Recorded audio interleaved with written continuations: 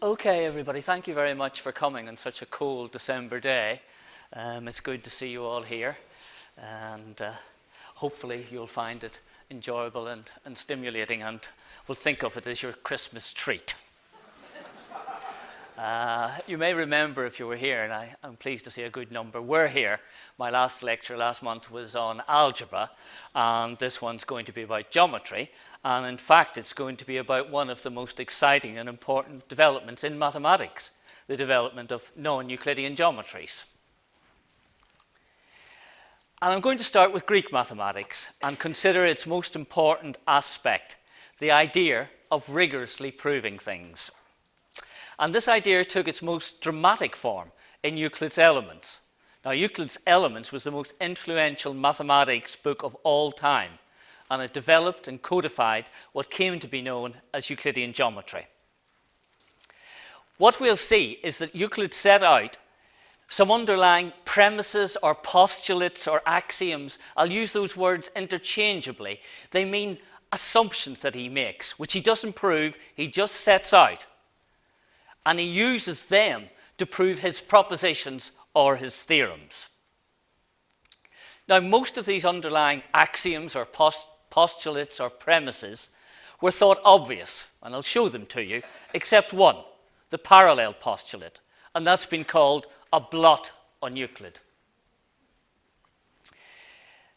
This is because many thought that the parallel postulate should be able to be derived from the other premises, axioms, or postulates. In other words, that it was really a theorem, masquerading as a postulate. What we'll do is we'll follow some of the attempts over the centuries to prove the parallel postulate until, in the 19th century, two mathematicians, Janos Bolyai and Nikolai Lobachevsky, showed independently that the parallel postulate did not follow from the other assumptions, and that there was a geometry in which all of Euclid's assumptions, apart from the parallel postulate, were true. In this geometry, called, not surprisingly, non-Euclidean geometry, the parallel postulate is false.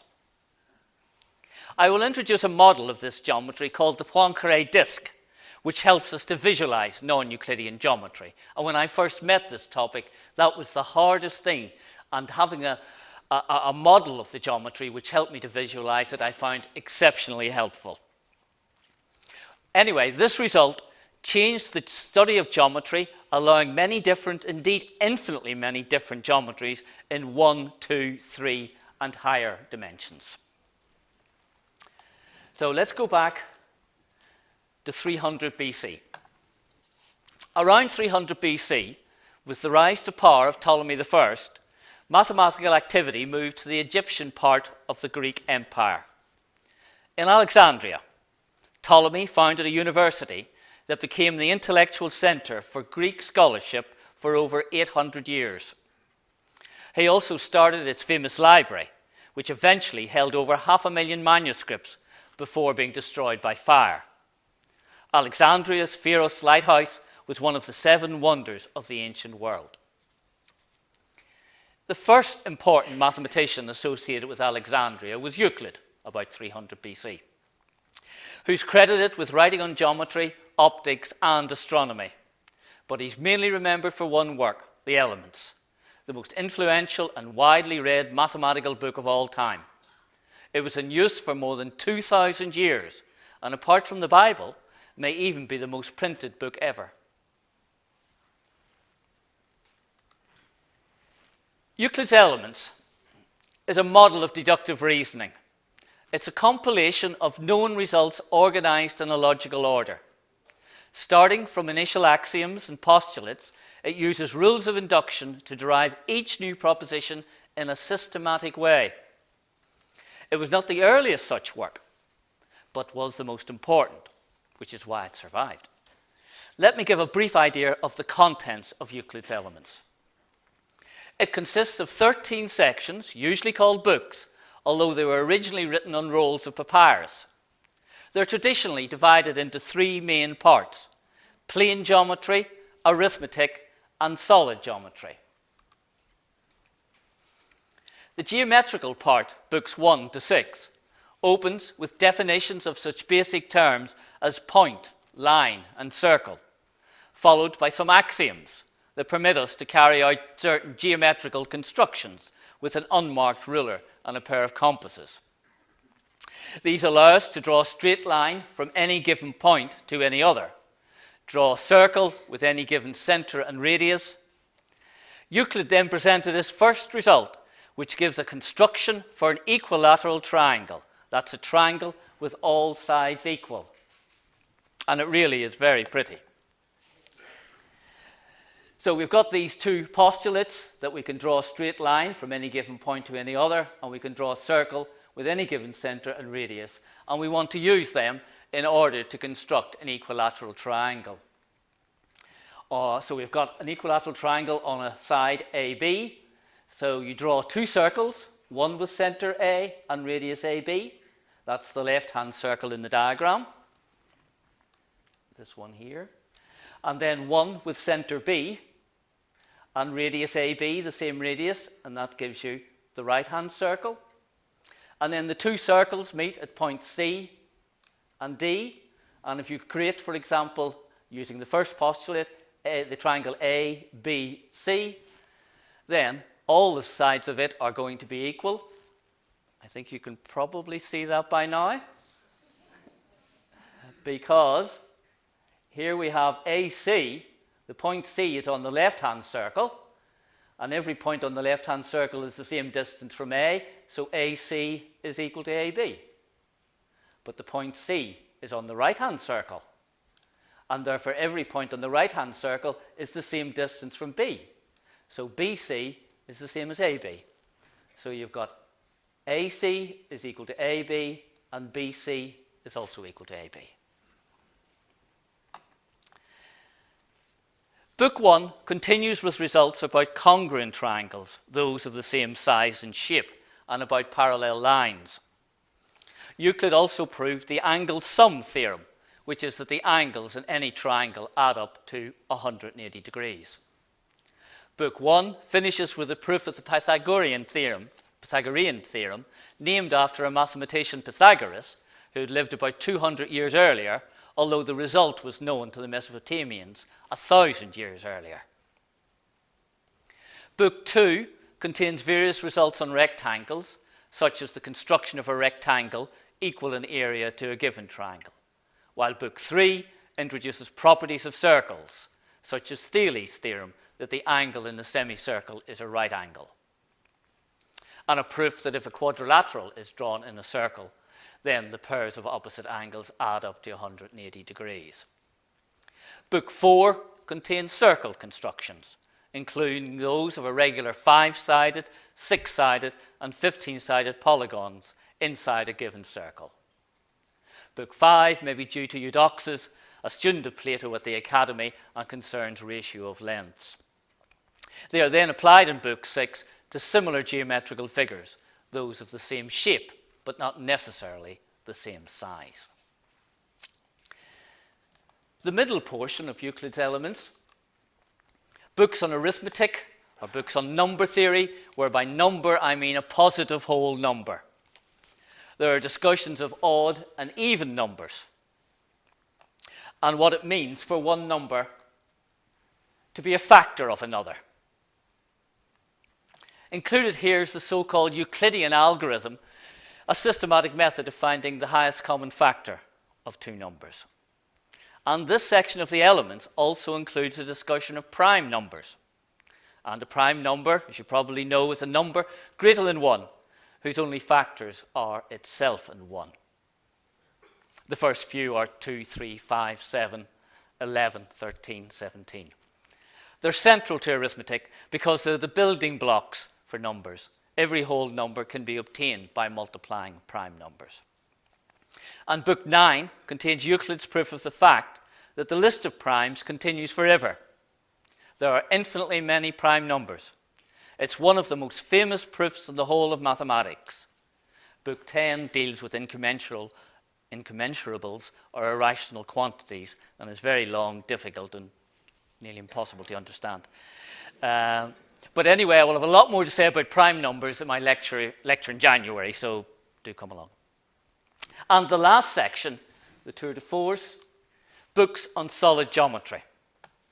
They deal with aspects of three-dimensional geometry. Of these, book 13 is the most remarkable, the last one. Here, Euclid investigated the 5 regular solids: the tetrahedron, the cube, the octahedron, the dodecahedron, and the icosahedron, and showed how they can be constructed. A regular solid is one whose faces all have the same shape and size and whose vertices all look the same. The tetrahedron, whose faces are 4 equilateral triangles. The cube, or hexahedron, whose 6 faces are squares. The octahedron, whose 8 faces are equilateral triangles.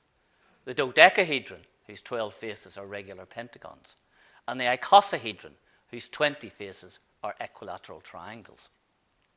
They are also called the Platonic solids because Plato, in his book Timaeus, linked the universe with the dodecahedron and assigned the other 4 polyhedra to the Greek elements of earth, air, fire, and water. Earth was associated with the cube, air with the octahedron, water with the icosahedron, and fire with the tetrahedron. Now, Euclid concluded the elements by proving that these are the only possible regular solids. There could be no others. This is the first ever classification theorem in mathematics and forms a fitting climax to this great work. Well, now that I've given a brief overview of the contents of Euclid's elements, let me turn to the kind of enterprise that it was. We get a clue from the title, Elements. By Euclid's time, its mathematical meaning was a starting point for many other theorems. A later mathematician, Proclus, compares an element in this sense to a letter of the alphabet from which all words are constructed. And in geometry, the elements are the foundational propositions from which geometrical theorems can be deduced. And here we have a comment from Proclus to show us why Euclid's elements were so valued. It's a difficult task in any science to select and arrange properly the elements out of which all other matters are produced and into which they can be resolved. And he continues in what I think is a very nice set of criteria for education, for exposition generally. In general, many ways of constructing elementary expositions have been individually invented. Such a treatise ought to be free of everything superfluous, for that is a hindrance to learning. The selections chosen must all be coherent and conducive to the end proposed in order to be of the greatest usefulness for knowledge. It must devote great attention both to clarity and to preciseness, for what lacks these qualities confuses our understanding. It ought to aim at the comprehension of its theorems in a general form, for dividing one's attention too minutely and teaching it by bits makes knowledge of it difficult to attain. And he concludes, judged by these criteria, you will find Euclid's introduction superior to others. So Euclid's success lay in the selection and arrangement of the elements out of which all other matters are produced.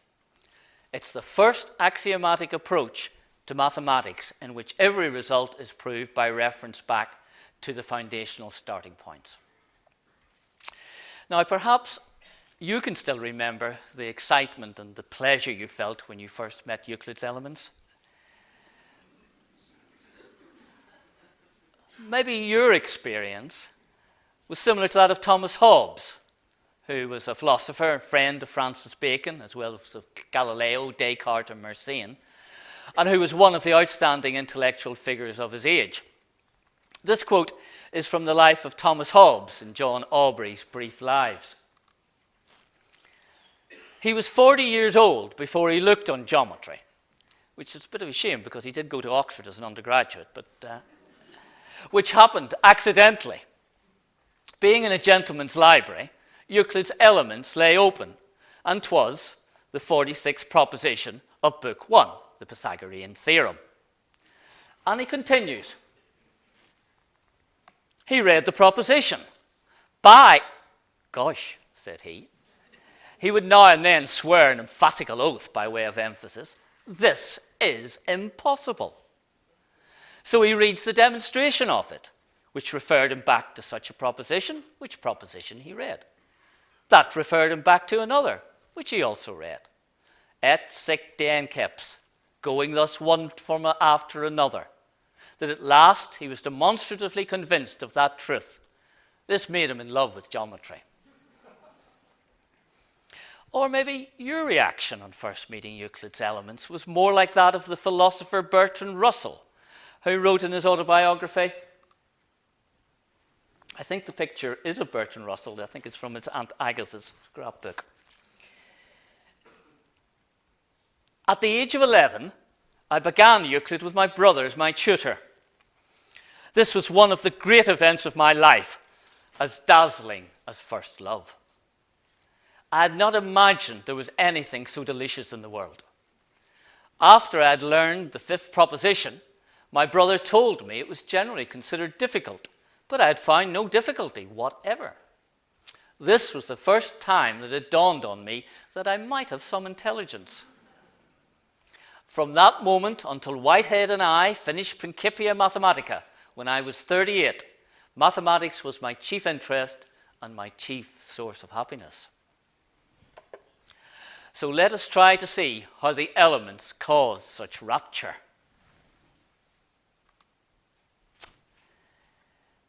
Let us look at the propositions of the Elements Book 1, which enter into the proof of the Pythagorean Theorem, proposition 47. And I just want to give you some notion of the structure of the elements. An upward directed line indicates that the proof of the higher numbered proposition directly invokes the lower one. Directly in its proof invokes the lower one. What we have here is a dense and complicated interaction of chains of reasoning. And I've just picked out one of the many paths that you could go from proposition 47 downwards.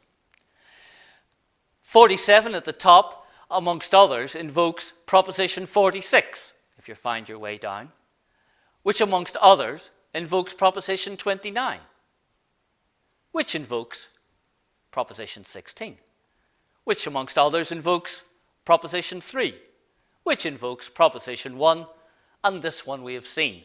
It is how to construct an equilateral triangle. This downward progression has to stop, and it does so at the postulates and common notions at the start of the book. The time has now come for us to look at them, for they are at the heart of the axiomatic structure. First of all, we'll look at what he calls the common notions. And all is fine here. They're general truths or assumptions that could be applied to many areas of investigation, not just geometry. Things which are equal to the same thing are also equal to one another. If equals are added to equals, the wholes are equals. If equals be subtracted from equals, the remainders are equal. Things which coincide with one another are equal to one another, and the whole is greater than the part. Very straightforward and very convincing. He's taking those as underlying logical premises. Whereas the postulates have geometrical subject matter. 5 postulates. The first one, to draw a straight line from any point to any point. Good. To produce a finite straight line continuously in a straight line. He's saying that one can do this. To describe a circle with any center and distance. 4, that all right angles are equal to one another. And now for something completely different. And I've left a gap.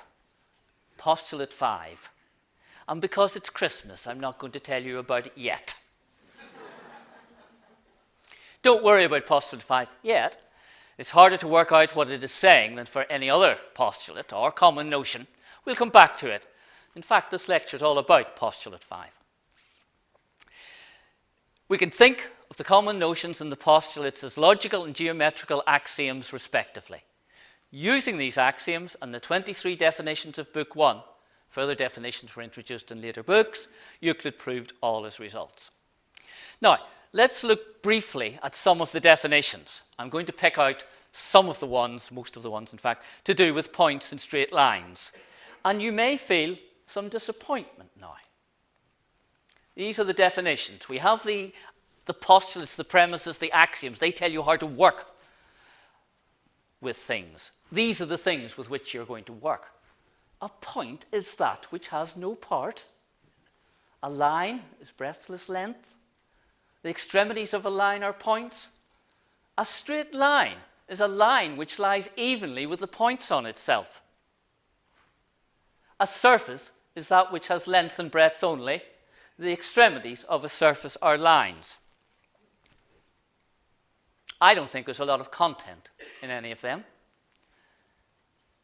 He doesn't give any definition of a point or line. It's in the common notions and the postulates that he tells us how to work with them and gives their properties and gives their interrelationships. Essentially, all he's saying is that there are things which he's going to call points and things that he's going to call lines, and they have connections. But from that, I don't know what a point is. I don't know what a line is. Most of the other definitions do, in fact, define something. They have some content. For example, let me pick out another two to do with lines. When a straight line, set up on a straight line, makes the adjacent angles equal to one another. So there's a straight line, the vertical one, set up upon a straight line, the horizontal one. And when the adjacent angles, those angles are equal, when they're equal, each of the equal angles is right, called a right angle, and the straight line standing the other is called a perpendicular to that in which it stands. When I first saw this, I thought it was really rather clever to define what a right angle is. He defines a right angle by saying it's when you put the line up and the line is put in such a way that these two angles are the same. And then 23. Now this is important. Parallel straight lines are straight lines which, being in the same plane and being produced indefinitely in both directions, do not meet one another in either direction. And I do want you to remember, I'll be reminding you probably every 2 minutes, but parallel lines, the definition of parallel lines is that they're lines that don't meet. They're not, for reasons we will see, you're not to think of them as lines like so, which is probably how you're thinking of parallel lines. Right? That's a consequence, in fact, of the fifth postulate. The definition of parallel lines is that they're lines that will not meet, and this will be crucial when we come to look at other geometries. Okay.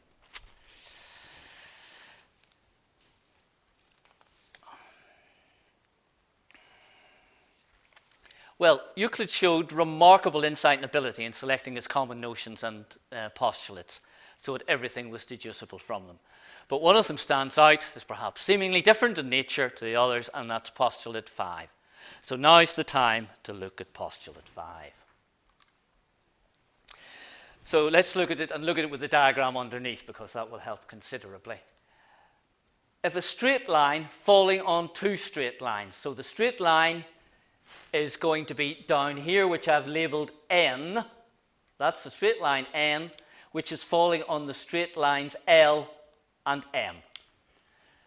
If a straight line falling on two straight lines makes the interior angles on the same side, the interior angles, there's one which is alpha, another one which is beta. If it makes the interior angles on the same side less than two right angles, alpha plus beta is less than 180, the two lines L and M, if produced indefinitely, meet on that side on which are the angles less than the two right angles.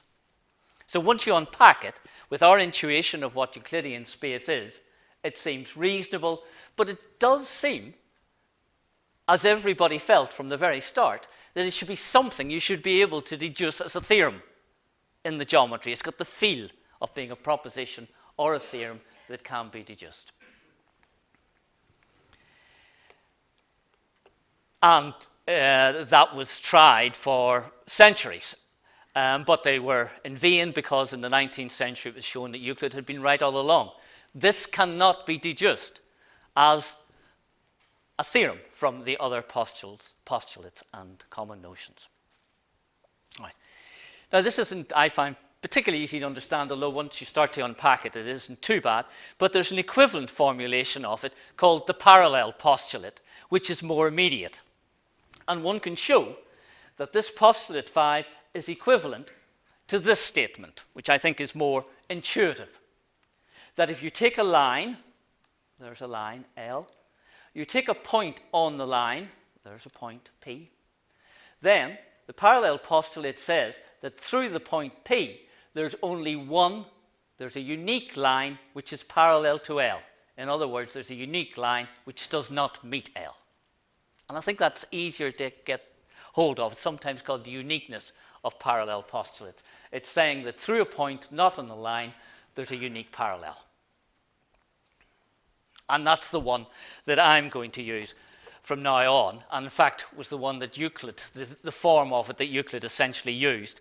He didn't use postulate 5, or in fact the parallel postulate, which is equivalent, until proposition 29, so halfway through the first book in Euclid.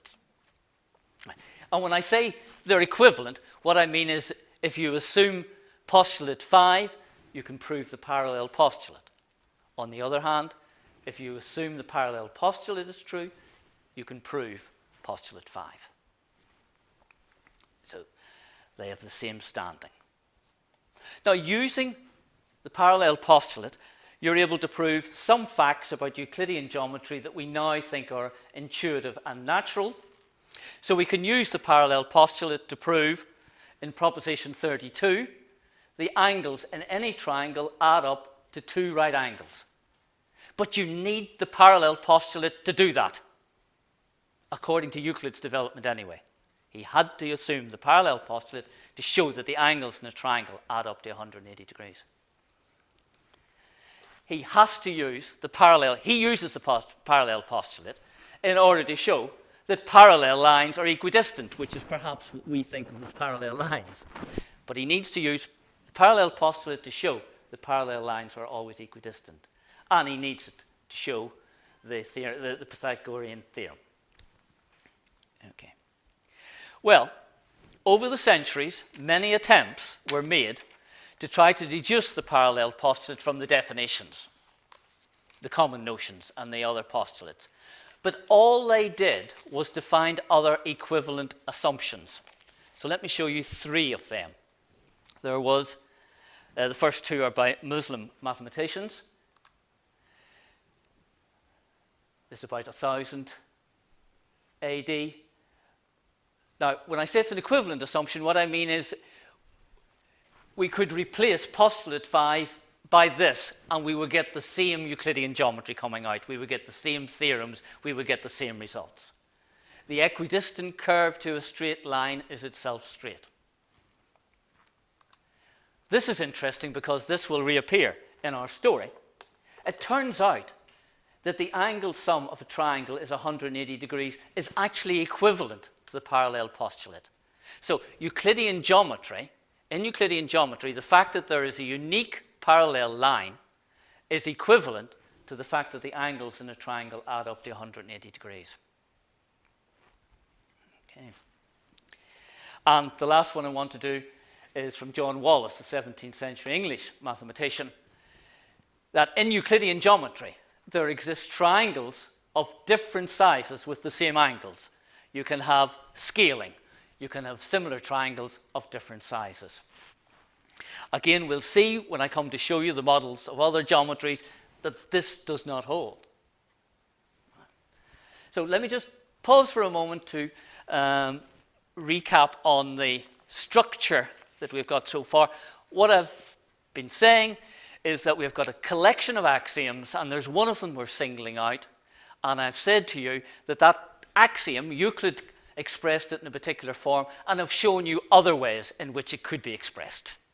That's what we have so far. All right. Let's try to go to something a bit more concrete. We've been looking at Euclidean geometry, the geometry of plane and of space, and we do seem to have an intuitive understanding, which leads to the impression that the parallel postulate and these various equivalent ways of stating it should be deducible from the other one.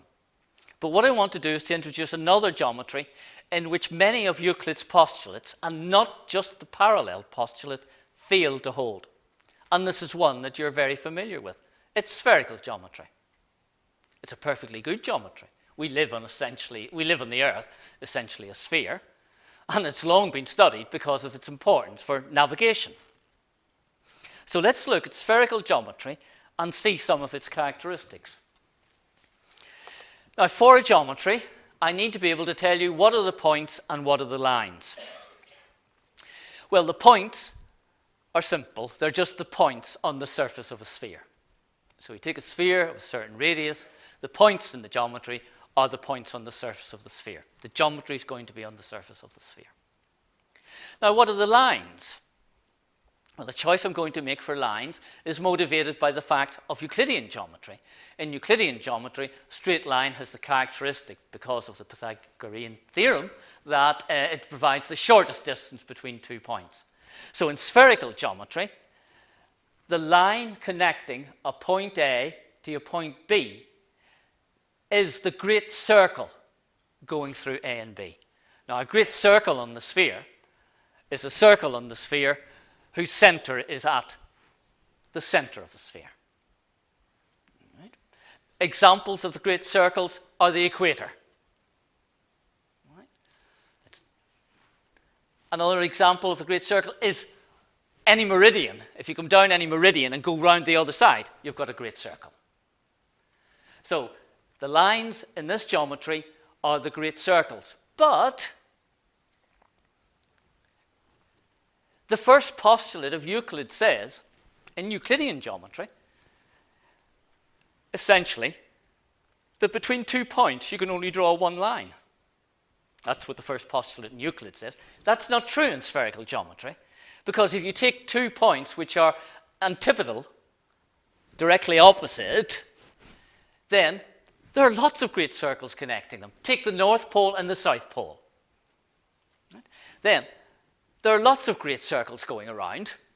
You go down any meridian and come up the one on the other side. So in fact, you've got an infinite number of lines connecting antipodal points. So the first postulate of Euclid does not hold. And the parallel postulate also does not hold.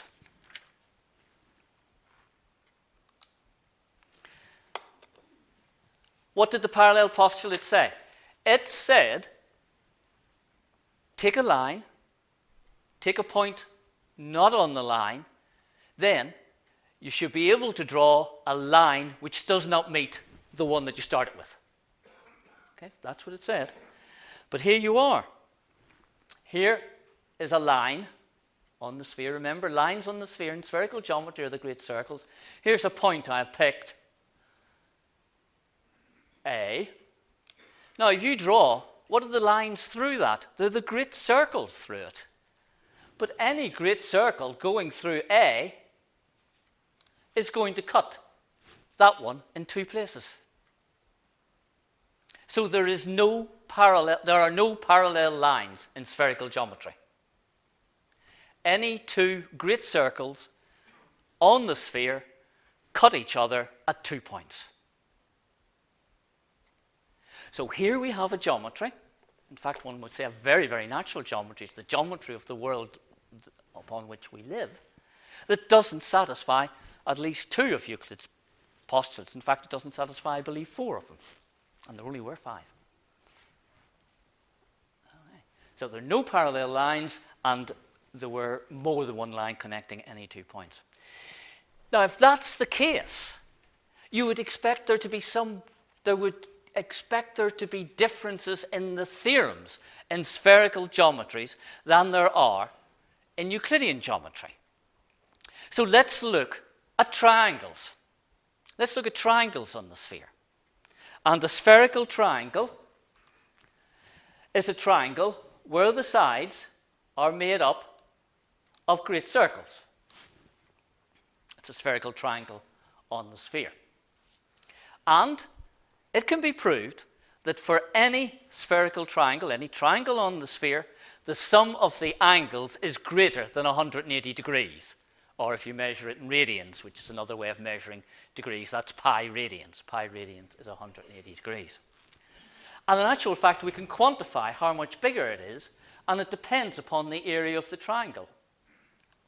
The sum of the angles on a spherical triangle is 180 degrees, pi radians, plus something involving the radius of your sphere and the area of the triangle. So in this geometry, the angles of a triangle don't add up to 180 degrees. They add up to more than 180 degrees. And let's not prove that generally, but let's calculate it for one particular triangle, which I think is a nice one to show you in any case. It's a triangle where all of the angles are 90 degrees on the sphere. You start at the North Pole. There you are at the North Pole. You come down the Greenwich meridian until you reach the equator. You've reached the equator. Go west, young man.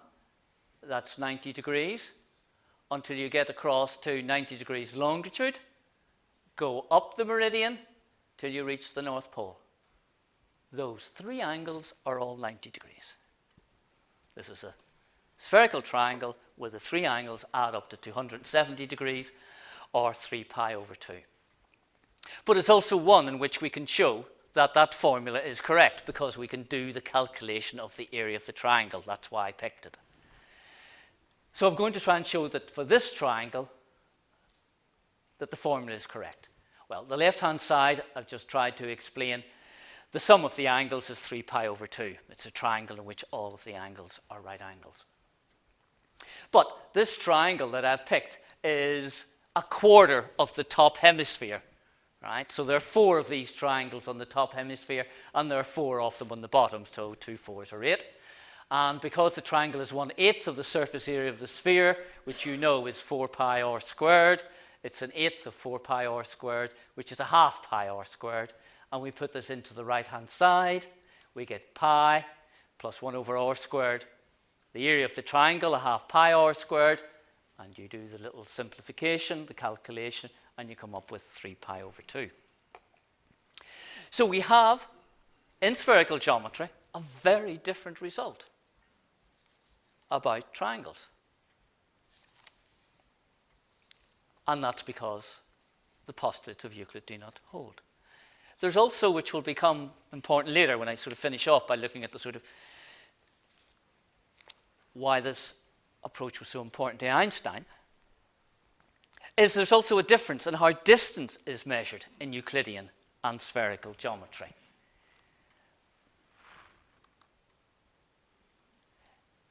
And that gives me an opportunity to show this, which is really rather nice. It's it's on the web. It was a project, I think, initiated by the Clay Mathematical Institute to digitize the oldest extant copy of Euclid's Elements from 888 AD. That's 1200 years ago. And mind you, the thing that's not surprising, but you need to bear in mind, is that 888 AD, Euclid's Elements was written in 300 BC. So this was transcribed by, who was it by? By Stephen the Clerk, halfway between when they were written and now. It's a lovely, lovely document. And this is the Pythagorean Theorem. Here you have here, it doesn't quite come out, but if you were 1200 years old, you would be a bit faint as well. But you can possibly see, here's the square on the hypotenuse. There is a square on one of the other sides. There is a square on one of the other sides. I haven't actually said what the theorem is. The square and the hypotenuse is the sum of the squares on the other two sides, and it allows us to calculate the distance between 2 points in Euclidean geometry. That's why I wanted it, but it was also an opportunity to show that. Right, and here we have the different measurements of distance in Euclidean between 2 points, the Euclidean distance between them, and the spherical distance between them. And what one has, you've got your point A, you've got your point B. The Euclidean distance is going through the Earth in order to find the distance between A and B. That's what the theorem of Pythagoras gives us. And the distance on the sphere is this distance up here, which is, of course, greater. So the spherical measurement of distance is different from the Euclidean measurement of distance, and that comes from the fact that they satisfy different postulates. Okay. So let's go back now to the parallel postulate and to the important work of Gerolamo Saccheri, a Jesuit logician who was professor of mathematics at Pavia in northern Italy from 1697 until his death in 1733. Died quite young. The year in which he died, he wrote a book entitled, you can see it, Ab omni nevo vindicatus, Euclid freed of all blemish. And it's very, very clever. Up to now, people have been trying to deduce the parallel postulate from the other axioms. He took a different approach. Very clever. He considered the system of the elements, but with the parallel postulate removed and replaced with one of the following assumptions put in its place. Parallel postulate has been removed, right? Okay, we've got a gap there. And he's going to replace it with one of these, okay? Potentially giving him 3 new geometries. The hypothesis of the obtuse angle. The angle sum of a quadrilateral is greater than 360 degrees. The hypothesis of the right angle. The angle sum of a quadrilateral is exactly 360 degrees. That's equivalent to the parallel postulate. The hypothesis of the acute angle, the angle sum of a quadrilateral is less than 360 degrees. Now the point is, one of them has to hold. They're mutually exclusive. It's either greater than 360, it's equal to 360, or it's less than 360. Can't be anything else. It's to be one of them. Now, for the argument to have legs, he has to show something else. He has to show that if the hypothesis of the obtuse angle holds for one quadrilateral, it holds for all of them. He has to show, and he does, he showed that first thing as well. He has to show, and he does, that if the hypothesis of the right angle holds for one quadrilateral, it holds for all of them. And he has to show, and he does, that if the hypothesis of the acute angle holds for one quadrilateral, it holds for all of them. So he now has 3 potential geometries. What he wants to do is to show that case 1, the hypothesis of the obtuse angle, will lead to a contradiction. That when he works through the consequences of it, he will come up with a contradictory result. That will show that it cannot be the case that the angle sum of a quadrilateral is greater than 360. Has to be ruled out. He then wants to show that the hypothesis of the acute angle will also lead to a contradiction. Therefore, that cannot be the case. It has to be ruled out. What's left? Euclid's parallel postulate must be true, but without proving it directly, just showing that any alternative is not correct. Very clever. I mean, not the direct approach, the indirect approach, a reductio ad absurdum. Things went well at the start. The hypothesis of the obtuse angle did indeed lead to a contradiction. He could show that lines were of finite length, which contradicts another of Euclid's postulates. As Saccheri said of the hypothesis of the obtuse angle, it is absolutely false because it destroys itself. Now he started investigating the consequences of assuming the hypothesis of the acute angle. He thought he had obtained a contradiction, but he was wrong. He had made a mistake. Indeed, he could not have found a contradiction because there is a geometry called Non-Euclidean Geometry which satisfies the axioms of Euclid, but with the parallel postulate replaced by the hypothesis of the acute angle. In a quadrilateral, the angles add up to less than 360 degrees. And it's to its discovery that I now want to turn. So there are non-Euclidean geometries that satisfy the first four postulates, but not the fifth. And their existence was first published around 1830 by the Transylvanian Janos Bolyai and the Russian Nikolai Lobachevsky.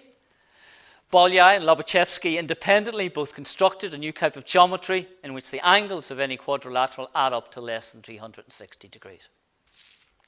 Both Bolyai and Lobachevsky were unsuccessful in getting their work widely known, and they enjoyed little of the credit due to them for their remarkable discovery. It wasn't until after their deaths that their geometries were fully understood. Now, their non-Euclidean geometries were considered very controversial because they were not seen to correspond to the world we live in. Some years earlier, the great Carl Friedrich Gauss had been thinking along similar lines. I am becoming more and more convinced that the necessity of our Euclidean geometry cannot be proved. Perhaps in another life we'll be able to obtain insight into the nature of space, which is now unattainable. However, Gauss was unwilling to publish his startling predictions. Now, Janos's father, Farkas Bolyai, had also worked on the parallel postulate and earnestly tried to dissuade his son from doing so. So this is a father's advice to his son. You must not attempt this approach to parallels. I know its way to its very end. I have traversed this bottomless night, which extinguished all light and joy of my life. I have travelled past all reefs of this infernal Dead Sea, and have always come back with broken mast and torn sail. But the son persisted, and when Farkas Bolyai informed his old friend Gauss of his son's success, Gauss accepted the result, but claimed them as his own. He said, "If I commence by saying that I am unable to praise this work, you would certainly be surprised for a moment. But I cannot say otherwise. To praise it would be to praise myself. Indeed, the whole contents of the work, the path taken by your son, the results to which he is led, coincide almost entirely with my meditations, which have occupied my mind partly for the last 30 or 35 years. Well, understandably, Janos Bolyai never forgave Gauss for this. Okay. The difficulty that we have, I suspect, I have anyway, is that it's very hard to visualize non-Euclidean geometry, and certainly of Bolyai and Lobachevsky, and there are various models and methods around to do it. I want to pick one of them, and it's the disk model discovered by POINCARÉ in 1880. And here it is. Let me say a little bit about POINCARÉ first of all, because he's quite an amazing person. He's viewed as one of the great geniuses of all time, being probably the last person to cover the entire range of mathematics. He virtually founded the theory of several complex variables and algebraic topology, and one of his conjectures in topology, known as the POINCARÉ conjecture, was solved only in this century. He made outstanding contributions to differential equations and non-Euclidean geometry, and also worked on electricity, magnetism, quantum theory, hydrodynamics, elasticity, special theory of relativity, and the philosophy of science. As an active popularizer of mathematics, he wrote popular works for non-mathematicians, stressing the importance of mathematics and science and discussing the psychology of mathematical discovery. Now, this is the model of Euclidean geometry I want to show. Somebody's going to tell you about a geometry, they have to tell you what the points are, they have to tell you what the lines are. If they take anything away, that's the sentence to take away. In a geometry, you need to know the points, you need to know the lines.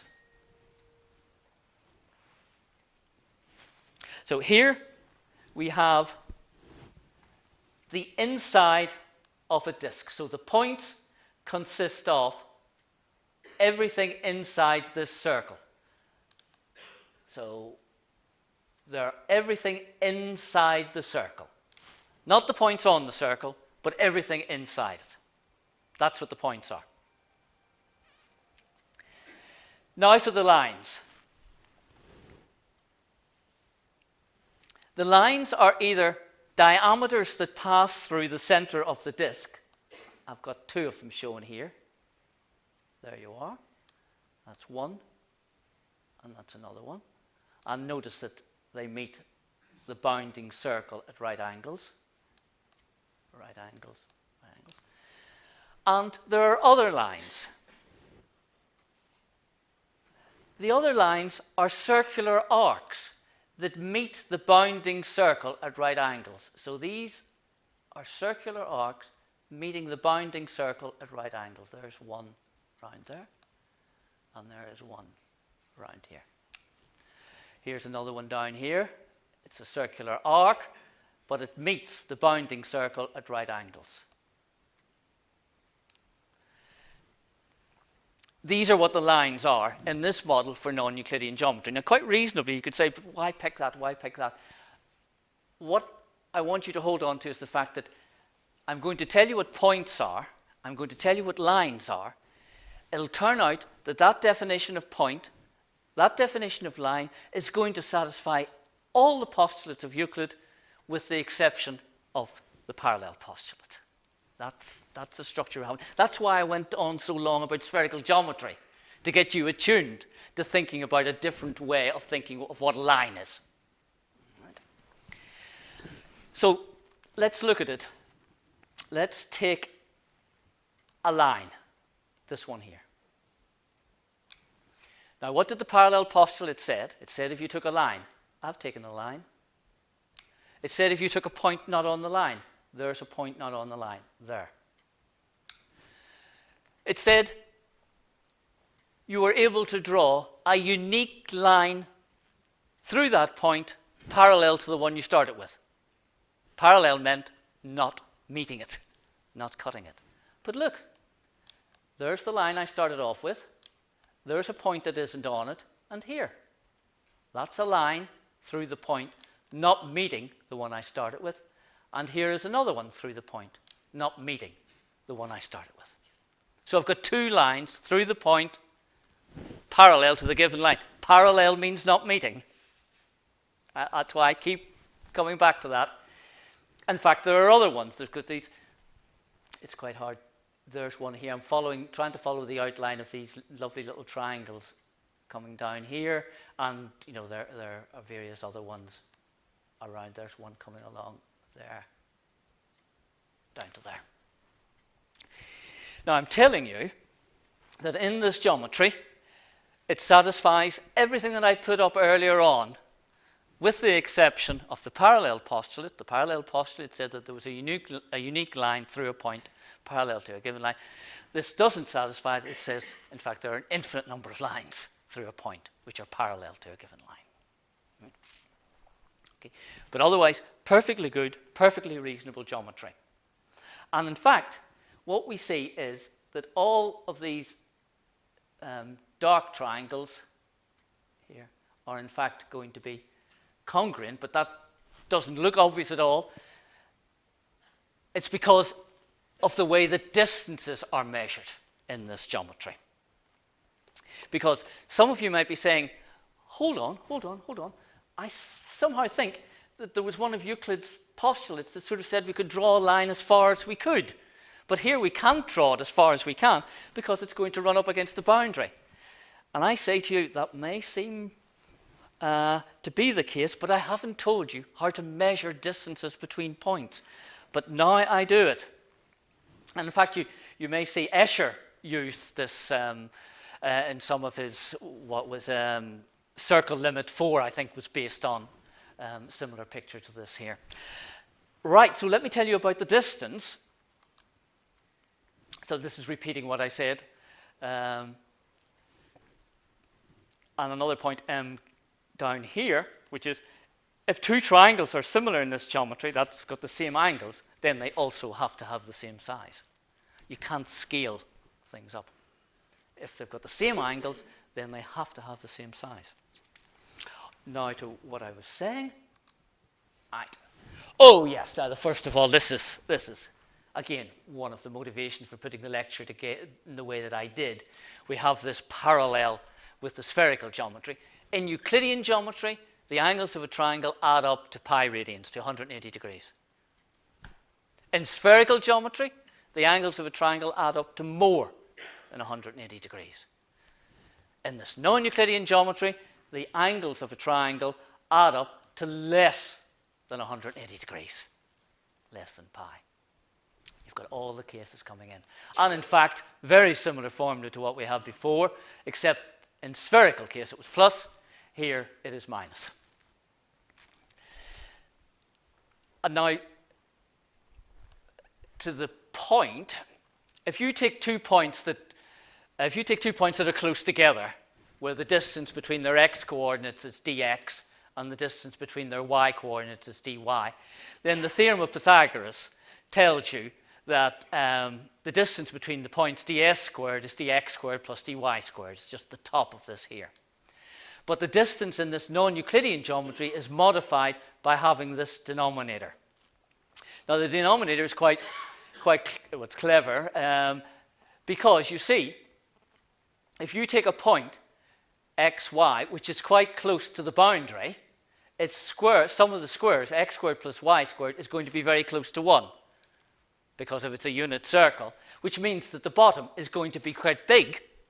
Sorry, the bottom is going to be small, and therefore the quotient is going to be very large. So the result of that is that these, what look like a very small triangle there, if you can see my slightly hovering over it, this small triangle towards the boundary is the same size as one of the ones towards the center. Because as you get towards the boundary, the distance between points is getting bigger, because as you get towards the boundary, this term here on the bottom is getting smaller and smaller. And I tried to flag that before because remember I told you the different ways of measuring distance on the sphere and the distant way of measuring distance in Euclidean. On the sphere, you went round it. So you've got analogues hopefully coming the whole way through. But that's a little more technical than some of the other things I have, but it allows us to come to the finishing straight because I've introduced the idea of different ways of measuring distances, and that brings us to the last section, which has to do with the subsequent development of this idea of geometry, and it involves many people, but two I want to pick out, Riemann and Minkowski. And Riemann obtained a remarkable generalization. He studied the way a surface can curve, inwards or outwards, like a globe or a cooling tower, and proposed generalized ideas of distance for such surfaces. And by disregarding the surrounding spaces, he could study these manifolds, as he called them, in their own right, and measure distances on them. Arising from his work, he was able to derive infinitely many different geometries, each one equally valid, and each one a candidate for the physical space we live in. And years later, one of his geometries proved to be the natural setting for Einstein's theory of relativity, when Minkowski developed a new theory of space and time and laid the mathematical foundations for the theory of relativity. And Minkowski described his approach as follows: hence both space by itself and time by itself are doomed to fade away into mere shadows, and only a kind of union of the two preserves an independent reality. And again, I'm coming back just so that you have a picture that you can go on from, and it's got to do with how distance is measured in the geometries. In the Euclidean geometry, it's still the case that we have the Pythagorean theorem that the distance from a point xt to the origin is the square root of x squared plus t squared. But the requirements of relativity replace this plus sign here with a minus sign. And c in this here is the speed of light. And one situation in which one can see this are these, the thought in special relativity, where you have a space-time diagram. And in the space-time diagram, the points of the geometry consist of events in space, like that click of my fingers happened somewhere at a particular time. That was an event, that was another event. And what you want to do is to describe the distance between events, and the distance between the events was given by that way of measuring them that I put on the previous page, and that's what gives rise to the geometry of space-time. That way, the geometry is made up of events. There's a way of measuring the distance between events. And special relativity is relativity when you don't have any matter or energy. When you do have matter and energy, it causes the space-time to become curved. And there's this picture which I think quite nice, that what you have is that the introduction of a mass here, which I think might be the Earth, or this is space-time around here, and you see it is causing a curvature of it, and that curvature is going to affect the way in which, for example, light waves, light rays are going to move. And so Einstein's general theory of relativity, it built also on Raymond's geometrical ideas. It produced space-time that was curved as a result of the presence of mass and energy. And the curvature increased near to massive bodies, and it was the curvature of space-time that controlled the motion of the bodies. Things moved along the lines of shortest distance in space-time, the geodesics. And the theory predicted that light rays would be bent by the curvature of space-time produced by the sun, an effect that was observed during the 1919 eclipse of the sun. And so to finish, exactly on time, it could nearly have been planned. There